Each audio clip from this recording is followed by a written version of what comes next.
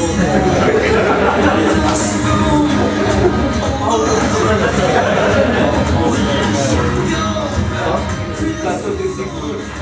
your first time here in Australia? Yeah, first time. And second time in Zagreb, I was told. Second time in Zagreb. So first time to Slovenia though, so it's kind of like the motherland. Yeah. So you're on tour. Say again? You are on a tour, or did you just come to Zagreb to meet Pedja and do a show, or are you touring? Well, I'd heard of Pedja in New Zealand, so I'd always wanted to work with him before. And I've moved to the UK now, and it's as close as I've ever been, so I managed to get in touch with him, and yeah, before I know it, we're sort of in Slovenia doing a show. Oh. Good! Awesome. My name's, do you guys all speak English?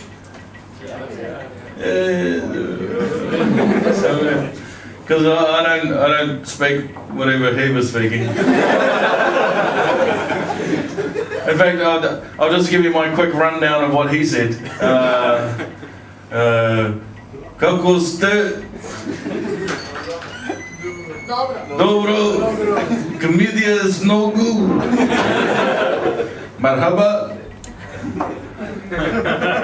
Kebab.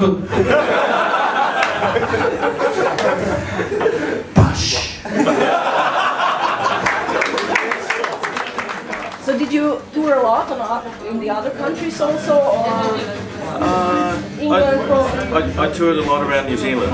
I wanted to see my own country before I left to go and see sort of other places, which has worked out really nicely because every other country that I go to, I'm sort of, I'm being driven sort of through the countryside. I'm sort of going, oh, that looks like sort of where I grew up, and oh, that looks like where I was a teenager. So it's quite nice. But what I learned was that when you say goodbye, what do you guys say when you say see you later? Book. You ever seen that in a big group of people? It turns the entire group into chickens. 15 people just standing around.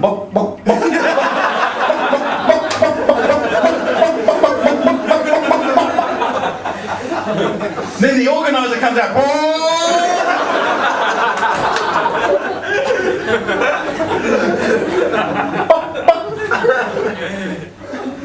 So how is with the audience in Zagreb? Did they really get you, or was the language barrier a problem?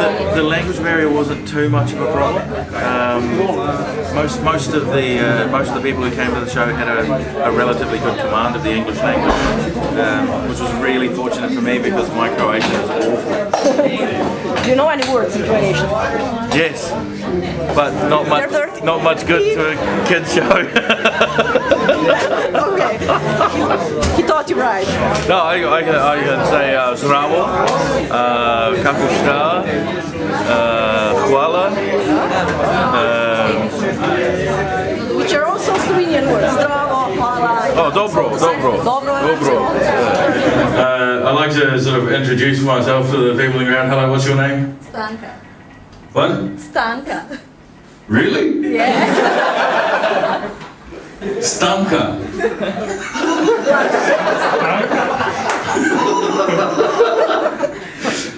You would have a hard time in my country with that name. Stanka, Blush, Matthias, Chris. Nice to have you along. What do you do, Chris? Nothing. Awesome. Really good for a comedy show as well. Gives me lots to work on. What do you do? Nothing. Seriously, you don't do anything? Drinking. Having fun. Having sex. Having fun. Fun sex is good. Yeah. Because it's no good if you're having sex and they're crying. That's not fun. That's only fun for one. So I asked Pedja, and now, what's your holy grail of stand-up comedy? Where do you wanna which festival or place do you want to do your stand-up comedy, and who do you want to work with? You know, I don't really have a holy grail of where I would like to be or who I would like to be performing with. For me personally, it's just about performing. So I could say that my holy grail is actually right here in about sort of half an hour's time when I'm going to be up on stage. Because that's the greatest thing about being a stand-up for me, is that you actually get to travel around, sometimes all over the world, meet wonderful new people, and get up on stage and you have the opportunity to make them laugh. You know, It's a great gift. Life doesn't get any better than that, really.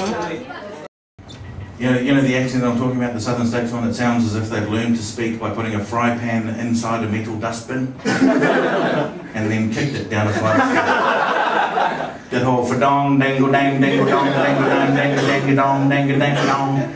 That accent there, least trustworthy accent in the world. I know this to be true because I've had a nightmare where I've been in a car accident in Tennessee and I've woken up in hospital and there's a guy in a white coat standing over me going, "Howdy! I'm gonna be your brain surgeon! That boy can move!" In your opinion, does stand-up comedy progress with new generations, or has it all been done before? You know, the new stand-up comedians, the new generation. I think it goes in cycles. So you'll have situations where sketch comedy, with a group of people sort of being silly in front of the camera or on stage, is really popular. And then eventually that will fade out, and then people standing up on stage and just talking and telling jokes. That'll be really funny for a while. It really comes down to whatever's in vogue for the time. At the moment there is a resurgence of variety acts, so a lot of magic, a lot of card throwing, a lot of juggling, a lot of mime sort of coming through, which I think hasn't really been seen since the sort of early 1900s with vaudeville acts. You know, where you'd have sort of comedians coming out and telling a joke, and you know, water would squirt out of their tie, and you know, so well, I think we're seeing a resurgence of that. It's sort of coming back into fashion.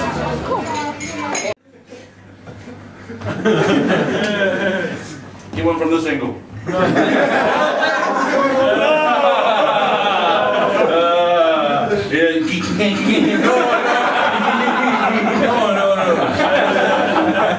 Then later on, you go home and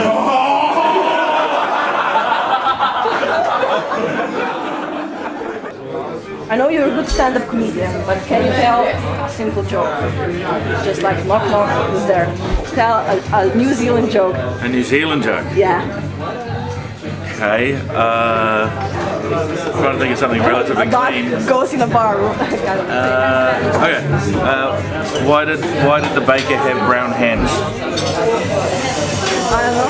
He needed a poo. I don't know. Is that alright for youth TV? No. It's a youth kind of a thing we're doing. So, thank you, and have a blast this night, or break a leg. Thank you. Okay, so. Blast is okay. Although probably not a good idea when there's a nuclear power station up the road. It's safe. We're told. Yeah. But, we're all glowing when we go out at night, but it's safe. Yeah. So, okay, thank you very much. Thank you very much, Clara. Thank you, Youth TV. Oh, live for the funny. Yeah. Alright, stand on this side. Pitch, we get to stand over here for us. There. Take my hand. Alright.